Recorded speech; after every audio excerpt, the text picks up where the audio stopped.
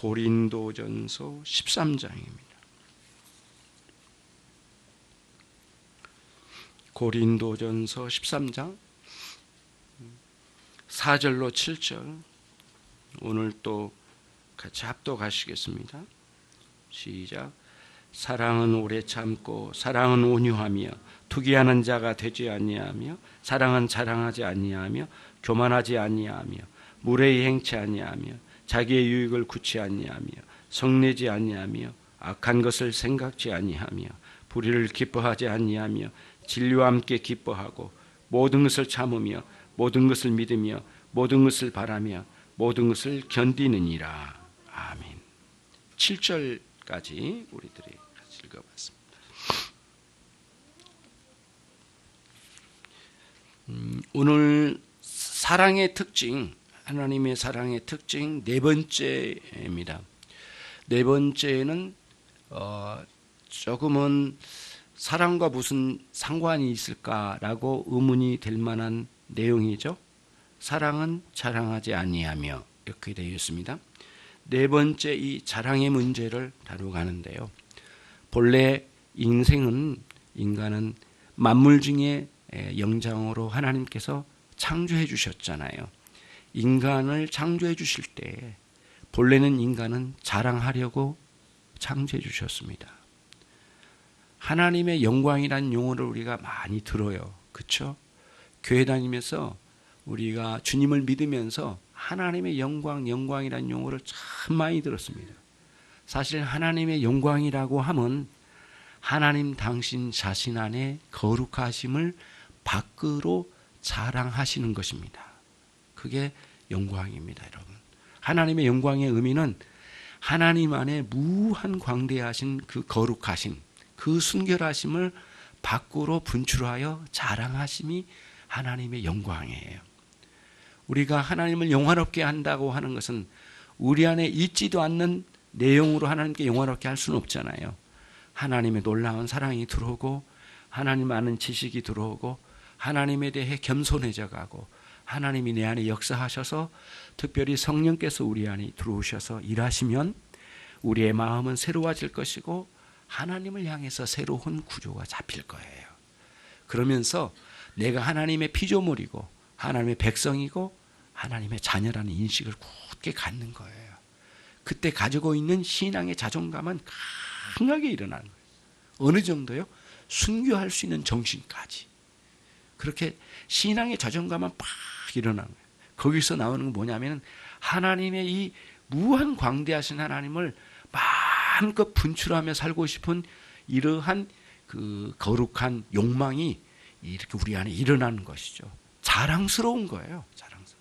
인간은 창조되어 이 땅에 존재하는 순간부터 이미 하나님을 자랑하라고 여기 땅에 창조해 놓으신 거예요. 그게 인상이거든요. 그런 의미예요. 그러니까 사랑은 어떤 면에서는 이 말씀을 뒤집으면은 자랑은 다른 자랑이긴 하지만은 어떤 면에서는 사랑은 자랑하기 위해서 있는 거예요. 하나님의 사랑이 우리 안에 들어오면 자랑하지 않을 수 없어요. 그런 의미거든요. 근데 오늘은 뒤집혔어요. 왜요? 인간이 뒤집혔기 때문에 그래요. 인간이 타락하고 난 뒤에는 하나님을 자랑하는 게 아니라 자기 안에 있는 자기 자신을 자랑하는 거예요. 그렇게 됐어요. 그러니까 이 안에 들어오는 사랑이 파손되고 사랑의 기능이 완전히 파손되어지고 마땅히 사랑해야 할 하나님을 사랑하지 못하고 사랑하지 말아야 될 이 세상과 하나님의 반대편에 있는 이 마귀의 세력을 사랑하고 이 세상의 것을 사랑하니까 결국에는 사랑이 왜곡되니까 자랑도 왜곡된 거예요. 거기서부터 일어나는 이제 우리의 그 타락한 인생의 어긋장난 일이 거기에서 일어난 거예요. 우리의 창조주, 우리의 아버지, 나의 부모님, 사랑해야 될 이 인생이 그런 그 사랑한다는 게 얼마나 어려운지 몰라요. 왜? 깨졌기 때문에. 사랑의 파손은 자랑의 파손이에요. 그러면서 어긋장난 자랑의 방식으로 흘러갔으니까 자기 자랑, 이 세상 자랑에 완전히 빠져 있는 거죠. 거기다 대고 이제 사도 바울이 그래. 거듭난 신자들이여. 그대들은 하나님의 사랑을 경험했는가? 하나님의 사랑을 경험했다면 이제는 달라져야죠. 하나님의 사랑으로 모든 사람들은 이제는 다른 자랑으로 돌아설 수 있으니 하나님을 자랑해야 하는 것입니다. 그러면 뭐가 끝나야 돼요? 자기 자랑이 끝나야 된다는 거예요. 그런 의미예요. 여러분 창세기 11장에 있죠. 창세기 11장. 설교 준비하면서 그 본문 여기다 집어넣지는 못했는데요. 계속 그게 떠올라긴 했어요. 넣지는 못했는데 그런 내용이에요. 창세기 11장에 있는 바벨탑 사건은 여러분을 보실 겁니다. 성경에 아주 중요한 사건은 우리 인생과 직접적으로 연관성이 있는 내용들입니다. 바벨탑을 지으면서 사람들이 하는 소리가 그거예요. 여호와의 이름을 대신하여 우리의 이름을 내자. 무슨 뜻이에요? 하나님의 영광을 깔아뭉개고 우리의 영광을 드러내자는 거예요. 우리를 자랑하자. 그 뜻이었어요. 그러니까 오늘날 또 모든 인생들 속에는 바벨탑을 지어가고 있는 거예요. 그러면서 하는 소리가 뭐예요? 하나님의 이름을 우리가 깔아뭉개고 우리의 이름을 높이자고 하는 게 각자 바벨탑의 문제예요. 그러니까 거듭난 신자는 바벨탑이 무너진 거예요. 얼마나 두려운 일이고 엄청난 일입니까? 각각의 10년 가운데 쌓여져가고 있는 바벨탑이 무너지는 역사예요. 이게 거듭남의 역사예요. 그러니까 불가능한 거예요. 인간으로서는. 거듭남은 인간으로 불가능한 일이에요. 하나님으로서 하신 일이란 말이죠. 거듭난 신자로 돌아선 사도 바울이 돌아보니까 달라진 거예요. 이제는 내가 내 육체를 자랑했고요. 히브리인 중에 히브리인이고 난 지 8일 만에 할례를 받았고 정통 사이비가 아니라는 거예요. 자기는 정통 유대인이었다는 거예요. 정통 유대인 중에서 가장 으뜸가는 자리에 내가 있었다는 거예요. 학문으로 말하자면 헬라 철학을 모두 섭렵하는 사람이고요. 히브리인들이 가지고 있는 모든 종교는 가장 위에 정점에 도달한 사람이에요. 얼마나 많은 자랑거리가 있습니까? 그 자랑이 완전히 뒤집혀진 거예요. 뭐라고 했습니까? 나는 그거를 배설물로 여기노라 이렇게 말하고 자기가 구원받은 이 사건을 그렇게 감사해서 일생 동안 죽는 그 순간까지 나는 십자가만을 자랑하겠노라. 한 번은 좀 시험이 들어서 넘어진 적도 있었습니다. 한 번은요. 그래서 언젠가는 한 번은 철학적으로 한번 전해보려고 무단히 노력을 했습니다. 사도 바울이. 거기서 얻은 영혼이 하나도 없었어요. 너무너무 절망을 했어요. 철학의 도시를 가니까 철학으로 한번 풀어볼까 해서 사람들을 철학으로 뒤엎을까 했는데 안 되는 거예요. 그러면서 고린도전서 1장 18절로 24절 쭉 내려가면 그 부분에 뭐냐면 이제는 안 된다라고 하는 걸 깨달았어요. 그러면서 이사야 선지자의 그 예언서를 회고했어요.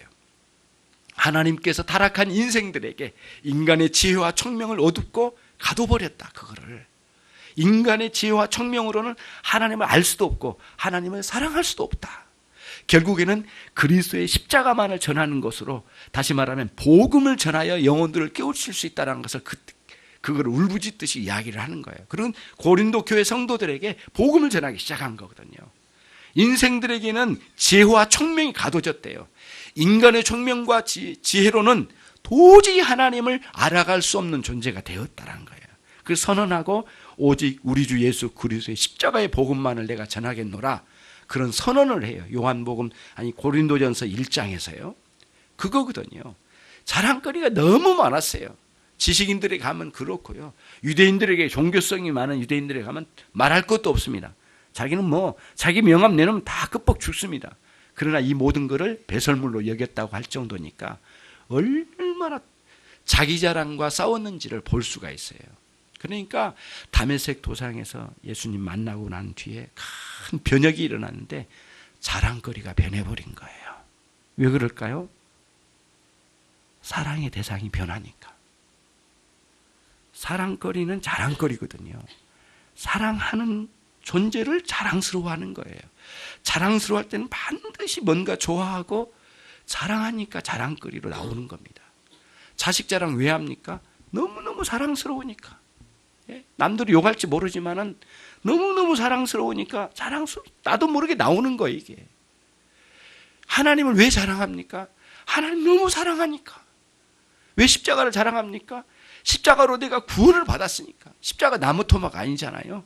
십자가라고 하는 의미는 그 뒤에 숨어있는 의미가 있잖아요. 나를 위하여 대신 십자가에 죽으신 우리 주 예수 그리스도의 죽으심의 문제예요. 나를 건지신 그리스도의 죽음의 문제예요. 크게 봤던 거예요. 이보다도 더 큰 사건은 없겠구나. 자랑스러워했던 거예요. 그러니까 이제 사도 바울이 오늘 이제 사랑의 특징 네 번째로 딱 접어들면서 도저히 사랑과 자랑은 뭔가 연관성이 없는 것 같은데 사실은 엄청난 연관성이 있었구나라는 사실을 보게 되는 거예요. 여러 곳에서 그거를 우리에게 들려주고 있어요. 여러분, 이거는 우리들이 그렇게 꾸며내서 만들어내려고 하는 내용이 아니라 본래 모든 설교도 그렇고 성경의 내용도 그렇고 진리는, 하나님의 말씀은 진리잖아요. 이 진리는 본래 있었던 사실을 진술한 내용이에요. 그래서 로이 존스 목사님이 하신 말씀이 정확하게 맞아요. 성경은 사실주의다. 사실이 아닌 건 단 하나도 없다. 이게 로이 존스 목사님의 주장인데요. 저는 그 대목에서 무릎을 쳤어요. 맞습니다. 목사님이 82년도에 돌아가셨거든요. 목사님 말씀입니다.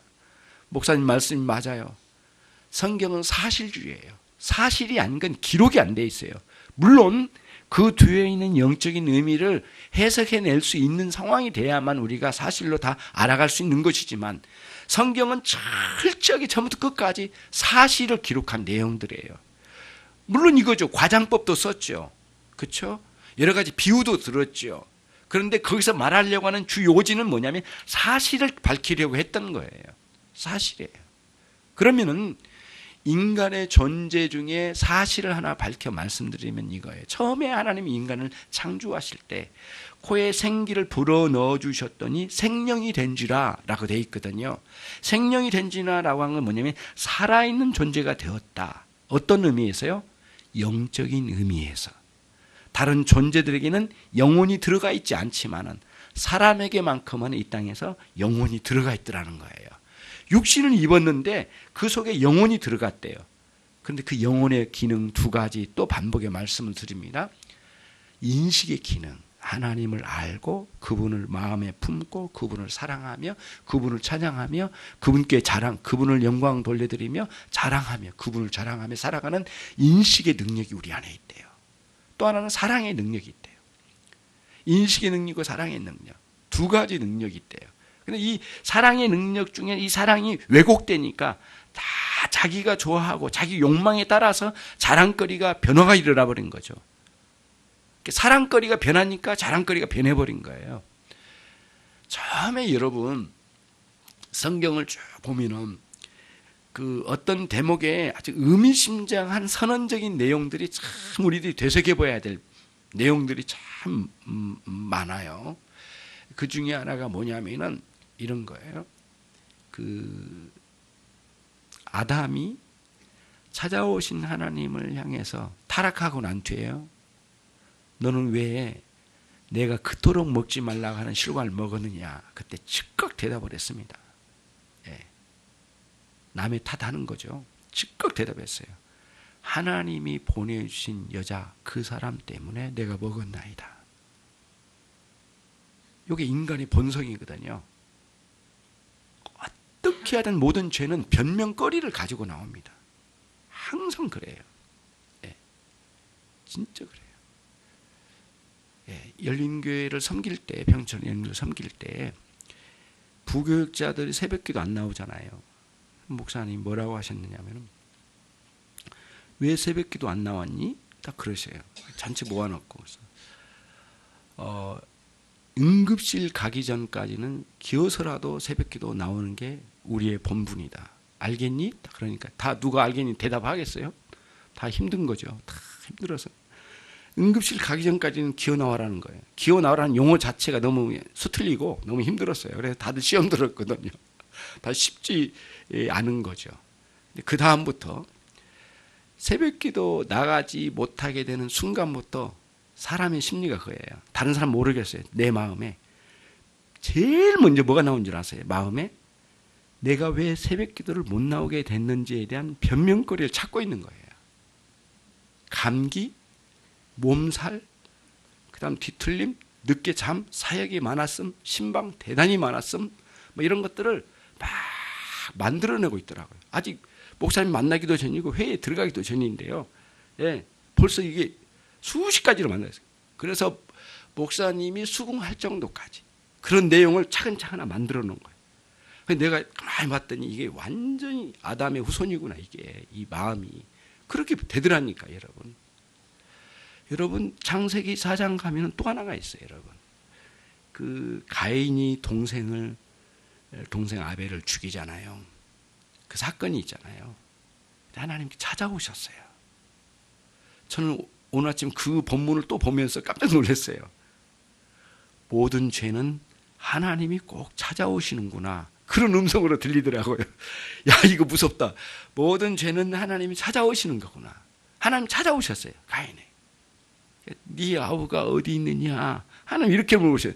너 아벨을 너 왜 죽였냐, 너 아우 왜 죽였냐, 이렇게 안 물어보시고 너의 아우 아벨 어디 있느냐 의미심장하게 물어보신 거예요. 굉장히 이렇게 돌려서 물어보신 거잖아요. 그랬더니 뭐라고 했습니까? 하나님, 내가 내 아우를 지키는 자이니까. 완전히 그 아우와의 사랑의 관계를 시체로 지금 땅에 파묻혔을 거 아니에요. 아니면 어디 버려졌거나. 내가 지키는 자이니까 완전히 어장난 거잖아요. 이게 사랑이 완전히 파손되다시피 된 거예요. 아담의 타락은 사랑의 타락이에요. 사랑이 왜곡된 거예요. 자랑거리가 변화돼 버린 거예요, 여러분. 그토록 자랑하던 그 아들이 아버지를 정말 천천지 원수로 배신한 사람을 봤어요. 자랑 대신 그 아들을 죽이려고 덤비들더라고요. 아버지가 죽이려고 덤벼들어요. 사랑의 대상이 이게 바뀌어버리니까 완전히 저주의 대상이 되고요. 자랑은커녕 완전히 그 삶에서 변화가 이게 지워버리더라고요. 그런 거거든요. 저와 여러분이 주님 만나고 변화된 것은 다른 게 아니에요. 사랑의 대상이 나 자신에서 어디로? 하나님께로 옮겨간 거예요. 모든 향락과 인생의 방황은 사랑의 방황이에요, 여러분. 왜 그럴까요? 육적으로 자기를 지독하게 사랑한 사람들은 방황할 수밖에 없어요. 왜?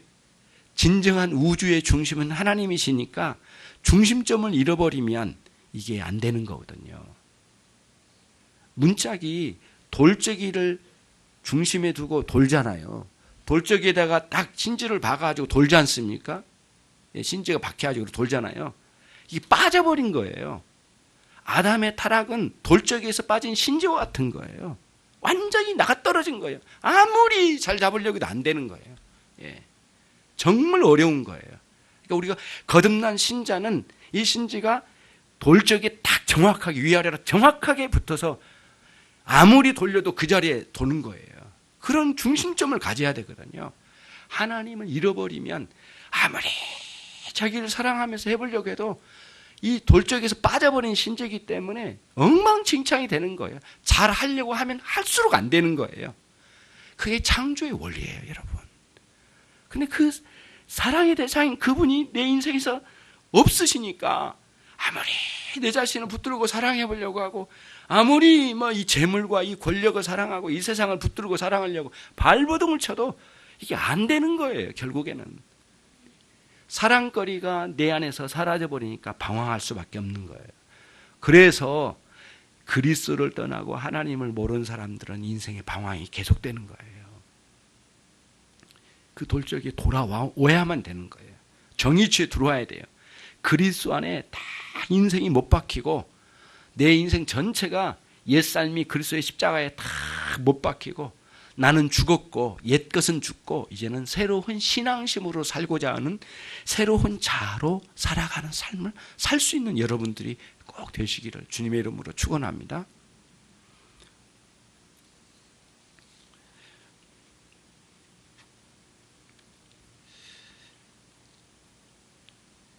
여기서 자랑이라는 용어가 있는데 자랑이라는 용어는 페르페로스라는 단어인데 그게 허풍선이라는 뜻이랍니다. 허풍선. 풍선이 무엇이냐면은 이런 의미가 담겨져 있어요.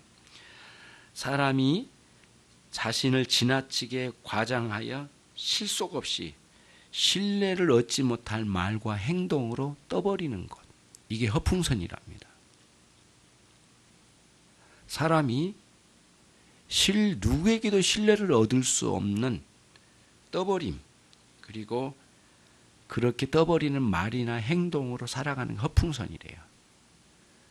페르페로스. 여기서 자랑하지 말라고 했던 그 자랑은 허풍선이에요. 그러니까 근데 반대로 가면 하나님을 자랑하면 자랑할수록 너무너무 감사해요. 영광을 올려드린 거잖아요. 인생의 목적이 무엇이냐라고 하는 소위로문답 1문에 우리는 하나님을 영화롭게 하고 그분을 영원토록 즐거워하는 것입니다. 이게 답이었거든요. 인생의 목적이 그거예요. 사랑의 대상이 바뀌었다는 거예요.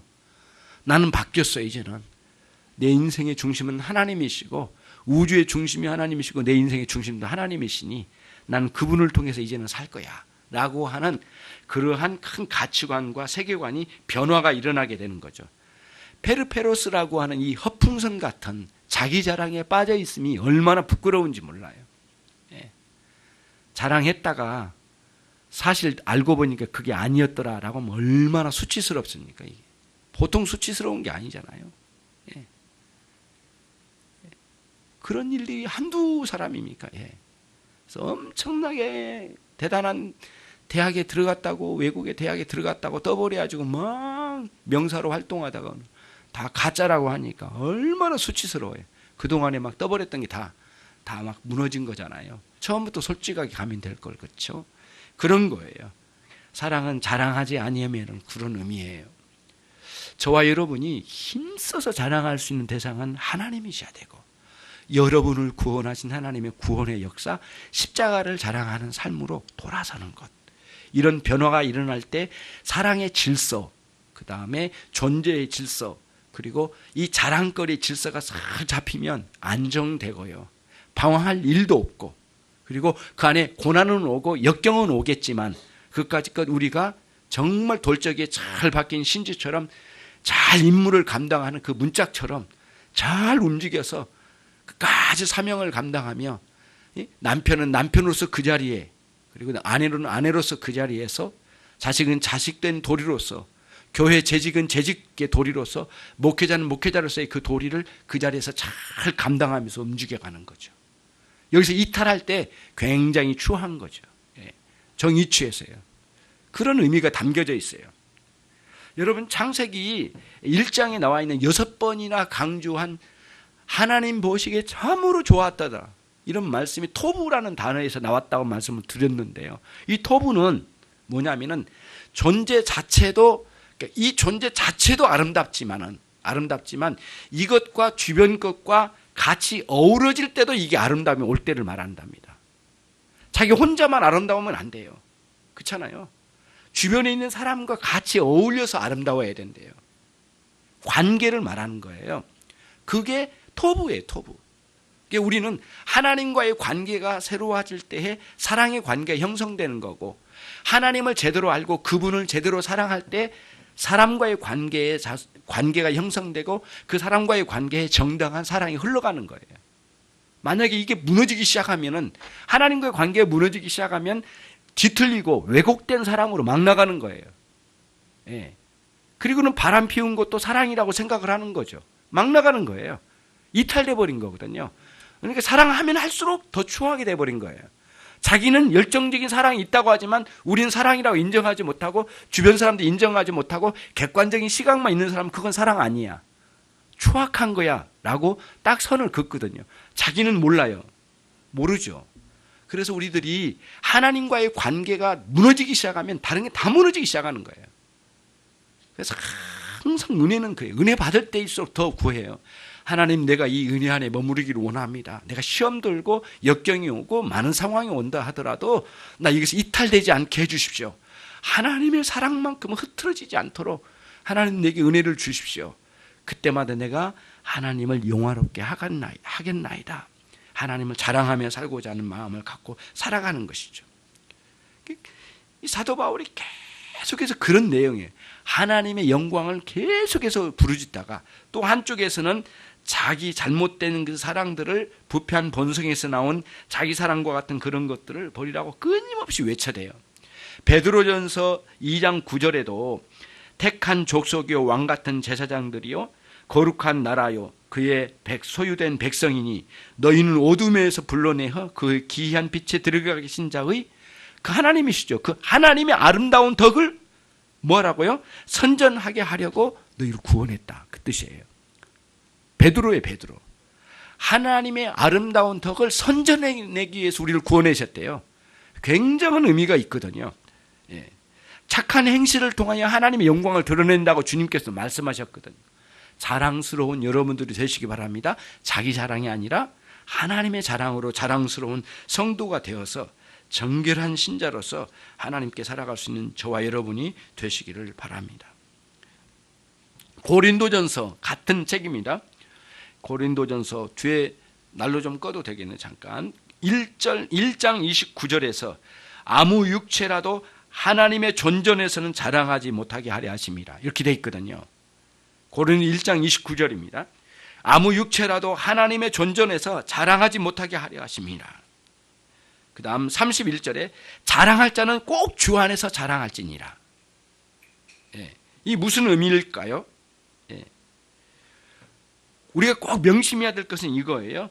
어떤 육체라도 즉 하나님을 대적하며 하나님을 인정하지 않으려고 하는 불신앙적인 태도로 살아가는 사람들은 자신 안에 있는 것을 끌어내려고 하는 끊임없는 이러한 욕구가 일어나요. 자기 자랑.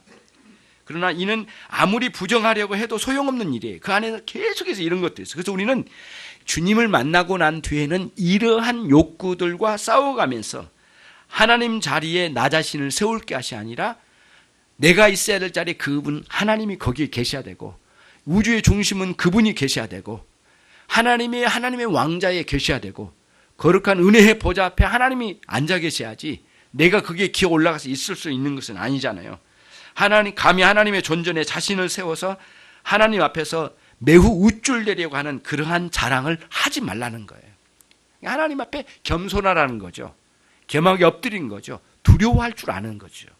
이런 사랑의 본성들을 가지고요 하나님을 자랑할 수 있는 사람들이 돼야 되겠어요. 그러나 우리가 자랑하지 말아야 될 것이 무엇인지를 분명하게 불신앙적인 구도 안에서 이거를 볼 수 있는 우리들이 돼야 되겠습니다. 이게 사도 바울이 끊임없이 우리에게 이야기해 준 내용들이에요. 그래서 우리로 하여금 사랑의 한계선을 있게 그어주셨어요. 말씀 속에 고린도전서 3장 21절에 또 다시 말하는데 누구든지 사람을 자랑하지 말라. 4장 7절에 내게 있는 것 중에 받지 아니한 것이 무엇이니요? 네가 받았은즉 어찌하여 받지 아니한 사람처럼 자랑하느냐라고 불렀어요. 무슨 뜻이에요? 네가 가지고 있는 모든 재물, 너의 재산, 너의 가족, 너 자신, 너의 생명, 너의 육체 하나님으로부터 모두 받았지 않았느냐? 왜 하나님으로부터 받은 것처럼 생각하지 못하고 왜 자꾸 내가 구축하고 내가 이룬 것처럼 내가 스스로 이 땅에 온 것처럼 왜 자랑하느냐? 자랑하지 말라는 거예요. 그런 의미에서 사랑은 자랑하지 못하게 하는 거예요. 모든 게 하나님으로부터 왔거든요. 우리 자식들도 그렇고요. 우리 아내, 우리 남편, 우리 가족, 우리 부모 모두 하나님 우리에게 주신 그 모든 존재들이잖아요. 하나님 주신 선물들이에요. 근데 마치 자기가 이룬 것처럼 그렇잖아요. 자식도 자기 거라고 생각하는 순간부터 뒤틀려지잖아요. 마음대로 끌고 다니는 거죠. 자기가 원하는 대로 시키려고 그래요. 그잖아요. 뭐 부모가 그러잖아요. 제가 볼 때는 부모가 더 고쳐져야 될 게 참 많은 거라고 생각돼요. 너무 과도하게 애들을 끌고 다니면서 가르치려고 하는 것도 옳은 건 아니에요. 돌아보면 거의 대부분은 어떤 분이 그 이야기를 합디다. 그 이야기를 해요. 첫째 아들을 키워봤는데 그때는 무지하게 끌고 다니면 공부를 시켰대요. 이제 늦둥이를 하나 낳았답니다. 그래 봤더니 쓸데없는 거야. 열심히 놀아. 그러나 네 할 일은 정확하게 하고 막 놀아. 늘 놀고 영화 보여주고 막 그랬대요. 애가 더 활달하고 있잖아요. 생각도 넓고 막 그러더래요. 그러면 방탕하라고 그렇게 보내겠습니까? 천만의 말씀. 다 질서를 잡은 가운데 어느 한도선에서는 윽박지르지 않고 막 공부시키고 학원에 질질 끌고 다니고 막. 예. 제가 그 말씀을 드렸잖아요. 예. 예전에 세브란스 병원에 저희 큰처남이 이제 누워 있을 때인데요. 형님이 이제 굉장히 중한 병으로 위독한 상황이었어요. 근데 깨어났어요, 형님이. 그래가지고 이제 대화가 됐어요. 형님 중환자실인데 저쪽에 저 어린애들 어떻게 저렇게 왔대요? 그랬더니 말도 마. 내가 들었는데 엄마가 와서 이야기하더라고. 그러면서 왜 그래요? 여고 3학년생인데 머리를 다 깎고 왔어요. 백혈병에 걸렸대요. 근데 7, 8가지 학원을 끌고 다녔답니다. 고등학교 3학년생이 됐는데 한 번도 쉼을 안 줬대요. 악기는 악기 다 가르치고 질질 끌고 다니고 얘가 완전히 나가 떨어져가지고 백혈병이 걸려버린 거예요. 세브란스 병원까지 왔는데 가능성 없음. 엄마가 그때서야 막 그 시트 붙잡고 매달리면서 우는 거예요. 그대로 울다가 자기가 잘못했다고 그러더래요. 그러면서 주민이 와가지고 이야기를 하더랍니다. 내가 미쳤다고. 그건 너무 극단적인 이야기지만은 우리들이 잘 보는 거예요. 나의 자식도 하나님의 소유예요. 내 소유 아니란 말이죠. 그렇죠? 같이 살면 몇 년을 같이 살겠느냐고요. 제가 볼 때 20년 같이 못 삽니다. 다 떨어져서 살고 같이 사는 동안에도 멀리 가고 그래요. 소유로 생각하지 말고 하나님의 자녀 하나님 주셨다는 개념을 가지고 지극한 마음으로 사랑해주며 그리스도의 사랑으로 사랑해주며 이걸 흘러갈 수 있는 방법을 자꾸 노력을 합시다. 무너지면 또 일어서고 한번 해보고 또 이게 안 되면 또 한번 알아보고 왜 그런지도 알아보고 하면서 그리스도의 사랑으로 끝까지 아이들을 사랑해주고 다 내가 베풀 수 있는 사랑을 다 베풀려고 하고 내 생각 내 욕심대로 끌고 다니지 않고 정말 자유를 주되 그렇다고 해서 방탕하게 그러면 말도 안 되고 학생이 본분을 잃어버리면 말도 안 되죠. 예배는 예배자로서 다 드리게 하고 또 공부는 공부대로 하게 하고 그렇지만 그 안에서 마음껏 즐기고 누릴 수 있는 그런 배경을 보이면서 같이 갈 수 있는 우리 자식들이 돼야 되지 않겠느냐고요. 어떤 면에서는 자식이 부모의 감옥 속에서 살지 않을까요? 이런 의도로 우리들이 이런 개념으로 우리가 한번 돌아보면서요. 진정한 사랑거리, 우리 자식이 사랑거리인가? 어떻게 보면 놀이객감 아닌가? 이런 생각을 해보고 자신들을 돌아보면서 정말 진정 올바른 사랑의 방식으로 우리 자손들을 잘 이끌어가고 신앙으로 세워가며 하나님을 알아갈 수 있기만 한다면 얼마나 좋겠습니까? 그런 의도로 이 사랑의 구도가 잘 변화되어 변질된 우리의 자랑거리가 완전히 변혁이 일어나가지고 올바른 자랑거리로 확 변화될 수 있도록 하나님과의 관계, 주변의 사람들과의 관계, 그리고 만물과의 관계를 잘 정립하여서 하나님께 살아가는, 하나님 앞에 살아가는 여러분이 되시기를 바랍니다. 마지막 정리하겠습니다. 심지어 하나님도 자신을 중심으로 존재할 거라는 타락한 의식으로 그러니까 하나님도 자신을 중심으로 존재할 거라는 타락한 의식으로 깊이 물들어간 인생이 타락한 인생입니다. 인간은 이처럼 전적으로 불패한 존재입니다. 그때부터 인간은 자기 안에 갇혀 살게 되고 자신만이 유일한 존재의 의미가 있다고 보았죠. 자신이 모든 만물의 기준점이 되어버린 것처럼 말이죠. 자신이 있으면 모든 것들이 있는 것이고 자신이 인정받아야만 다른 것들도 겨우 인정할 수 있게 된 것입니다. 모든 것은 자신이 기준이 되어버렸기 때문에 이제는 자랑할 것도 자신밖에 없게 된 것입니다. 이것이 인간의 비극입니다. 자신이 자신의 능력으로 여기에 살고 있다고 생각하지요. 하지만 얼마나 미련한 생각입니까? 이렇게 죄가 세상에 들어온 다음은 모두가 자신을 중심으로 생각하고 모두가 다 자신이 중심이 되어야 합니다. 자랑도 자기 자랑에 빠져 있는 것이죠. 그런데 하나님의 사랑이 다시 우리에게 찾아왔습니다. 우리의 영혼에 담겨지게 되면 하나님을 사랑하게 되고 이웃을 정당한 방식으로 내 몸처럼 사랑하게 되는 것이죠. 형제 사랑이 변화가 일어나게 되는 것이죠. 하나님의 사랑이 회복됐을 때입니다.